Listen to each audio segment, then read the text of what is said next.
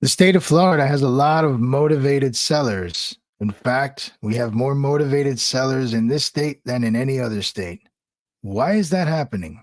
Hello, and welcome to another episode of Speaking of Real Estate. My name is Carlos. I'm the Level 4 Realtor, and today I want to discuss an article that I came across from Newsweek that basically states that Florida has a lot of motivated sellers. In fact, we have more than any other state in the country. So, a search showed that as of Wednesday, this is from February 28, there were 4,928 listings on Zillow's app for Florida properties whose sellers described themselves as motivated, meaning that they would accept lower offers from potential home buyers to sell quickly. By comparison, some of the other big states like California only had 1,069, New York had 424, and Texas had 1,775. So what exactly is going on in Florida? Why do we have so many motivated sellers? Personally, I have no idea why. Florida is a great state. We have a lot of opportunities, best beaches in the country, good job growth, great economy. It doesn't make much sense to me, but I can see some of the reasons why people are beginning to sell. First reason that comes to mind is the idea that our property insurance rates have skyrocketed. I think we're at a point in Florida though where we've been battered by storm after storm, year after year.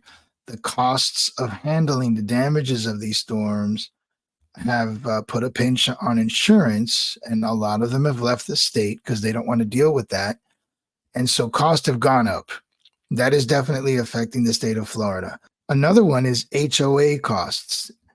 I think ever since the tragedy down in Sunrise, Florida, now that there are rules being passed for HOA and their maintenance, costs have gone up across the board for condos, townhomes, and that is putting a pinch on people who are trying to enjoy a slightly lower cost of living because now their HOA rates are making their mortgage rates unbearable. There may also be a case of what they call FOMO, fear of missing out. And what they're afraid of missing out on are the high home prices. A lot of people have developed a good amount of equity over these last few years.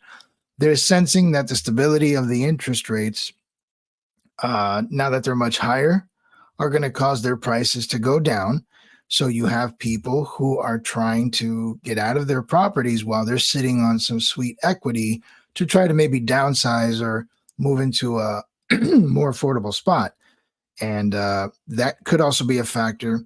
I think vacation properties have also suffered a little bit because a lot of vacation properties tend to be located in places where there's HOAs. So that kind of goes back to that HOA point that I brought up just a little bit ago. And I think Florida has one unique factor that most other states don't, which is baby boomers. I believe we have now reached a point where Florida is getting a lot younger. As a result, the baby boomers naturally they're going to let go of their properties, and they also know that they're sitting on a lot of good equity. So Florida getting younger, boomers letting go of their property. You add in all these factors, and I do believe that those reasons play a large role in why Florida has so many motivated sellers. But on the flip side, that means there's also a lot more opportunity for people to come down to Florida and live here. I mean, it's still a great state. Prices are still good here. The economy's still great. Opportunities for owning your own business and running a vacation rental.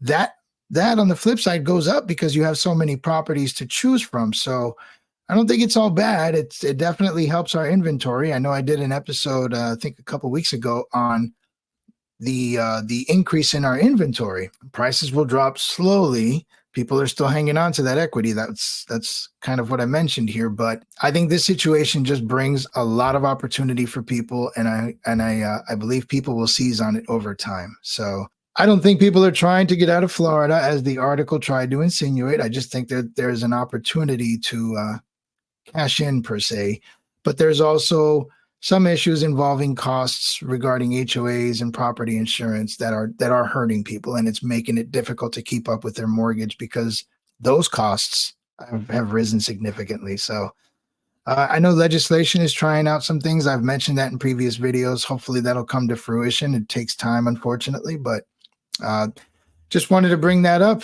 Tell me your thoughts, share your ideas, but please subscribe to my channel, like the video, and I'll be here again next week. Thank you for spending some time with me.